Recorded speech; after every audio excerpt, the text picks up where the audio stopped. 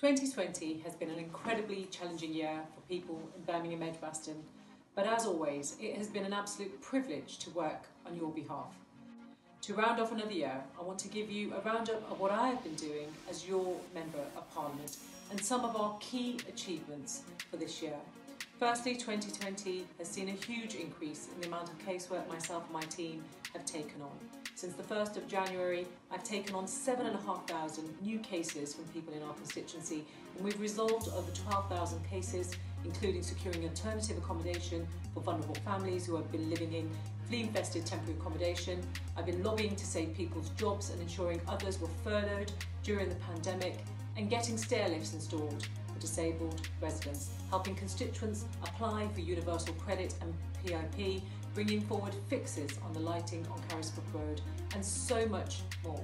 I've sent tens of thousands of surveys to residents on the issues that matter to them, including antisocial behaviour and policing, planning applications, and most recently on bus routes in Quinton and Bartley Green in partnership with National Express to help us improve our transport links in 2021.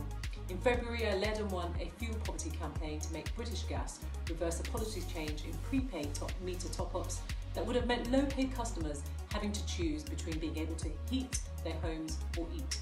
I hosted a Birmingham-wide cladding scandal summit with the Minister for Building Safety so that residents could directly lobby the government to fix the building safety crisis that is driving leaseholders to destitution.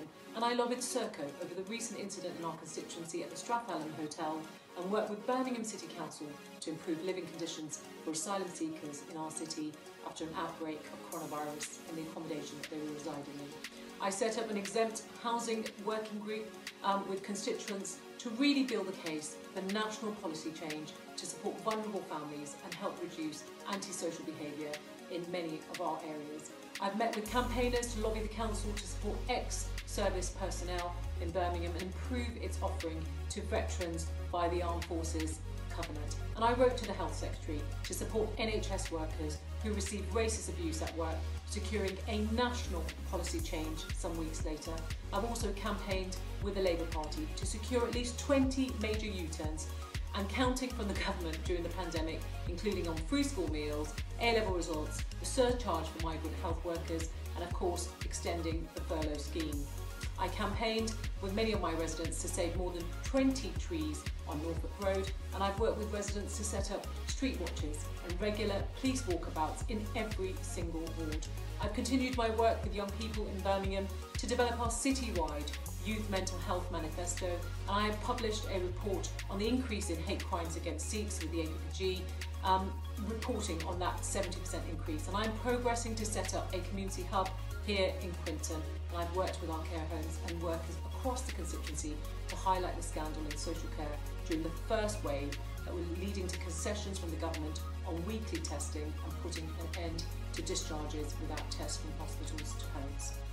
In Parliament, I submitted 606 written parliamentary questions, and I've taken part in debates on business productivity in Birmingham.